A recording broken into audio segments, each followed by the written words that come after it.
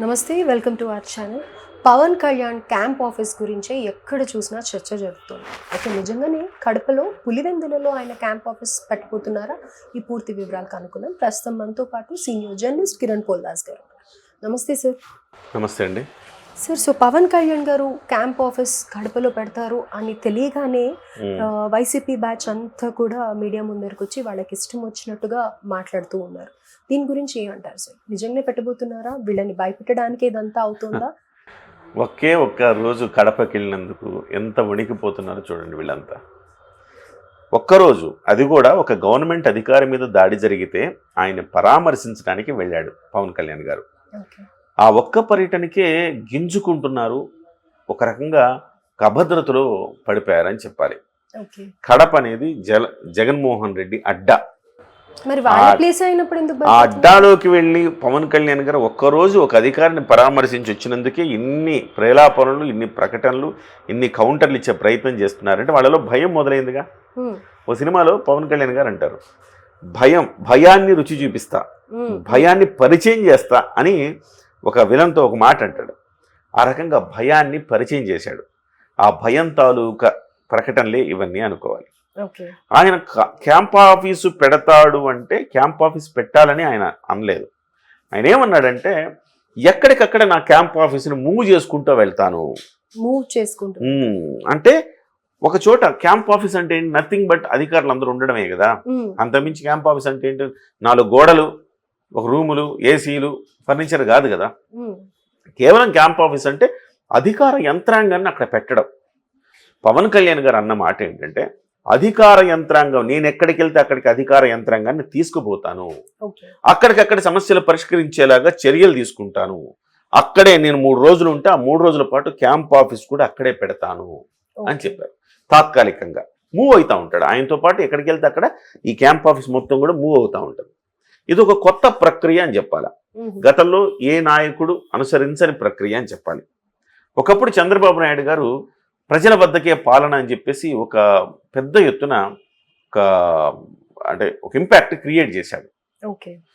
కొత్త, అప్పటి వరకు దేశం మొత్తం అలా చూసింది చంద్రబాబు నాయుడు మీద. ఇదేంటి ప్రజల వద్దకు, అప్పుడు దాకా ఏంటి ముఖ్యమంత్రి అంటే ఎక్కడో ఆయన ఒక బంగ్లాలో ఉంటాడు, ఆయన కనీసం చూడడం కూడా కష్టం, ఏదో టీవీలోనూ పేపర్లో ఆయన ఫోటోలు విజువల్స్ వస్తాయి అనుకునేవాళ్ళు. అక్కడి నుంచి ఇవాళ ఎక్కడ దాకా వెళ్ళిపోయిందంటే ప్రజల వద్దకు పరిపాలన, ముఖ్యమంత్రితో నేరుగా ప్రజలను మనం ఇంటరాక్ట్ అవ్వచ్చు అనే స్థాయికి ఆయన తెచ్చాడు. సో అంటే చంద్రబాబు నాయుడు గారు క్రియేట్ చేసే ఇంపాక్ట్ మీద ఒక సినిమా, ఒకే ఒకటి సినిమా కూడా వచ్చింది. అంత ఇంపాక్ట్ ఆ రోజు చంద్రబాబు నాయుడు క్రియేట్ చేస్తే నెక్స్ట్ లెవెల్. ఇప్పుడు నెక్స్ట్ లెవెల్లో పవన్ కళ్యాణ్ గారు చేస్తున్నది ఏంటంటే, సమస్య వచ్చింది, ఒక చోటకి వెళ్ళారు అనుకోండి, సమస్య వచ్చిందని ఆ సమస్యను తీసుకోవడం, దీని పరిష్కారం ఏంటి, ఏ శాఖ, పలానా శాఖ, ఓకే, టక టక టక టక అక్కడే తన యంత్రాంగంతో ఇమ్మీడియట్గా సాల్వ్ చేయాలి. లేకపోతే ఆయన ఆలోచిస్తుంది ఏంటంటే, ఒక్క సమస్యను పరిష్కరించే లోపు మరో 10 సమస్యలు వస్తామని నా దగ్గరికి, మరి ఇన్ని సమస్యలను ఎప్పుడు పరిష్కరిస్తాము, కాబట్టి నాతో పాటు అధికార యంత్రాంగాన్ని కూడా తీసుకుపోతాను, నాతో పాటు నా పేషి తిరుగుతూ ఉంటుంది అని చెప్పాడు. ఆయన ఎక్కడుంటే అక్కడ ఉంటుంది. ఆ రకంగా చెప్పాడు తప్ప కడపలో క్యాంప్ హౌస్ పెట్టేస్తారని ఆయన చెప్పలేదు. బహుశా వాళ్ళ భయం తాలూకు ఆలోచనలోంచి వచ్చిన ఒక ప్రకటనలు కావచ్చు అవన్నీ కూడా.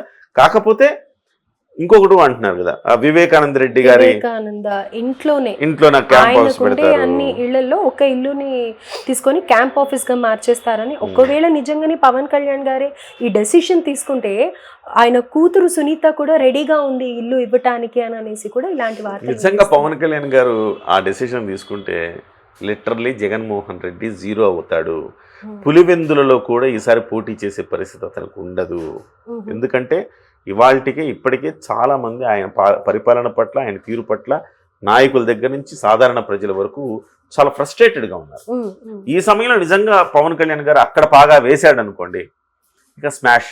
Not only Pulivendula, why not Rayalaseema అనాలి. Why not Rayalaseema. ఇవాళ రాయలసీమలో 2 సీట్లు వచ్చినాయి. పవన్ కళ్యాణ్ గారు 2 పోటీ చేశాడు, 2 సీట్లు వచ్చినాయి. సో ఈసారి రాయలసీమ ఒక 50-60 సీట్లు ఉండేది, 52 సీట్లు రాయలసీమ 4 జిల్లాలు కలిపి చూస్తే కనుక మనం ఆ 52 స్థానాల్లో 2 స్థానాల్లో పోటీ చేసి 2 స్థానాల్లో గెలుచుకున్నారు కదా. ఈసారి వైనాట్ రాయలసీమ అంటారు. ఈసారి డెఫినెట్గా పులివెందులలో కూడా ఇక జనసేన పోటీ చేస్తే మనం ఆశ్చర్యపోక. అంత అభిమానం ఉందంటారా జనసేన మీద ప్రజల్లో అక్కడ? పరిపాలన అండి. ఓకే. మీకు దేశవ్యాప్తంగా మనం చూస్తే ఇవాళ పవన్ కళ్యాణ్ గారికి పొలిటికల్ ఫ్యాన్ బేస్ పెరిగిపోతూ ఉంది. ఇంతకుముందు ఆయన హీరోగానే ఫ్యాన్ బేస్ ఉండేది. ఇప్పుడు ఆయనకు పొలిటికల్ ఫ్యాన్ బేస్ వచ్చింది. స్వతంత్రం వచ్చి 77 సంవత్సరాలు అయింది కదా. మరి ఇవాళకి తాగునీటి లేక అల్లాడుతున్నారు జనం అంటే మనం ఫెయిలా పాసా? ఫెయిలే కదా.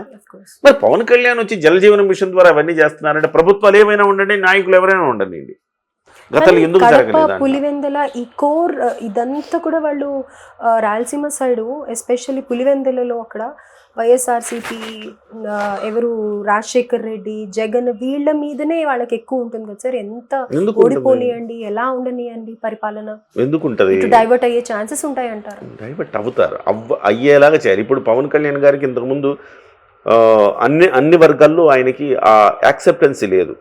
ఇవాళ అన్ని వర్గాల్లో యాక్సెప్టెన్సీ వచ్చింది. Even Telugu Desam hard core fan కూడా పవన్ కళ్యాణ్ కరెక్ట్ అయ్యా అంటున్నాడు. చంద్రబాబు నాయుడు, లోకేష్ వీళ్ళు కాదు, జగన్కి సరైన మొగుడు అంటే పవన్ కళ్యాణ్ అంటున్నారు. ఎప్పుడైతే ఈ కామెంట్ ఇలా వచ్చిందో, జగన్కి సరైన మొగుడు పవనే అనే ఒక కామెంట్ ఇలా వచ్చిందో జనం నుంచి, ఇక జగన్ వర్సెస్ పవన్ అయిపోతుంది. సో ఆ రకంగా ఇవాళ మీరు 2019లో ఆ రకమైన స్లోగన్ లేదు. జగన్ కొట్టాలంటే అది చంద్రబాబే, చంద్రబాబును కొట్టాలంటే జగనే. అందుకే పవన్ కళ్యాణ్ గారు 2 చోట్ల ఓడిపోయారు. అంటే మన దగ్గర 3 పార్టీలను స్వీకరించే తత్వం లేదు, 2 పక్షాలే. పార్టీలు ఇందులో 2, 3 ఉన్నా, దీనిలో 2, 3 ఉన్నా 2 పక్షాలనే స్వాగతిస్తారు. 3వ పక్షం వస్తే ఈ పక్షాన్ని గెలిపించాలంటే ఈ పక్షాన్ని ఓడించాలి కదా. ఈ పక్షం కేస్తే 3వ పక్షం కేస్తే మురిగిపోద్దిగా ఓటు. ఈ తరహా ఆలోచనలు ఉంటాయి. అందుకోసం జగన్మోహన్ రెడ్డి గారు వర్సెస్ పవన్ కళ్యాణ్ గారు అనేది ఆల్రెడీ డిసైడ్ అయిపోయింది. పవన్ కళ్యాణ్ గారు కూటమిలో ఉన్నారు కాబట్టి కూటమి 124 సీట్లతో అద్భుతమైన విజయం సాధించింది. రాబోయే రోజుల్లో ఈ రాయలసీమ మీద ఫోకస్ చేయబోతున్నారు పవన్ కళ్యాణ్ గారు. రాయలసీమలో క్యాడర్ను పెంచుకోవాలి, అలాగే